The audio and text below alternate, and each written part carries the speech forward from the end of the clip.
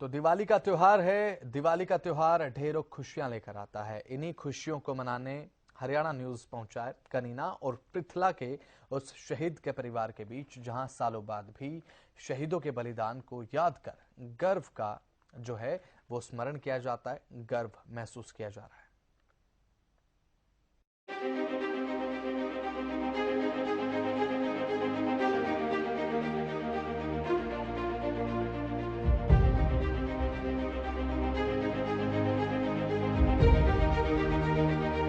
साल भर का त्योहार हर कोई परिवार के साथ मनाना चाहता है। दीपावली का त्योहार हर्षोल्लास और खुशियों का होता है, लेकिन जरा सोचिए, उन परिवारों की दिवाली कैसी होती होगी जिनके परिवार का सदस्य देश के लिए शहीद हो गया। कहने को तो बहुत अच्छे से त्योहार मनाया जा रहा है, लेकिन मन ही मन उस सपने की कमी खलती है। इसी को लेकर कनीना उपमंडल के गांव सीहोर में शहीद सूबेदार सतपाल सिंह के घर वालों से जब हरियाणा न्यूज की टीम ने बात की, तो जाना कि परिवार से बिछड़े उस सदस्य के लिए आंखों में अगर आंसू है तो हाँ, दिल में गर्व भी है।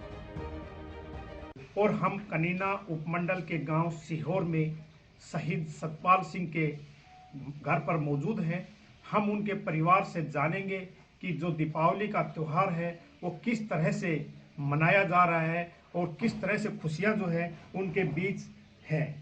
हमारे साथ उनके भाई मौजूद हैं। क्या नाम है जी आपका? मेरा नाम रामतार है। रामतार जी, शहीद सतपाल सिंह आज हमारे बीच नहीं है, लेकिन जो दीपावली की खुशियां हैं उनके बारे में आप क्या कहना चाहेंगे? देखो, जो भाई साहब नहीं है, पहले थे, हम छोटे थे या जब छुट्टी आते थे तो दोनों साथ मिलके दिवाली मनाते थे। घर अपने घर में, चाचा ताऊ में, भाई में, दूसरे में आपस में मिठाइयाँ बांटते थे या पटाखे रखते थे। साथ बैठ उठ के मिल के काम करते थे।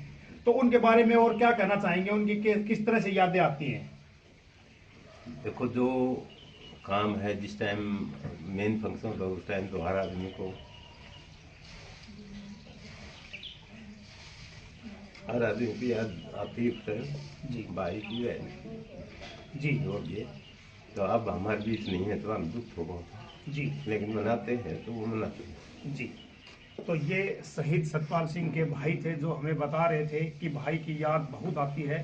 दीपावली का त्यौहार तो हम मनाते हैं, लेकिन उनकी यादें जो हैं वो हमें बहुत आती हैं। जो उस समय जुनून होता था वो जुनून इस समय नहीं होता है। शहीद सतपाल सिंह के परिवार वालों ने शहीद के बारे में बताया कि उन्हें सेना में भर्ती होने का बहुत जुनून था।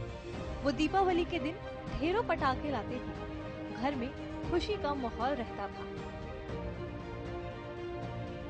6 जून 1999 को 11 कुमाऊं से शहीद हुए थे और त्यौहार के ऊपर हमें उनकी बहुत वो याद आ रही है कि वो देश के लिए उन्होंने काफ़ी योगदान किया है।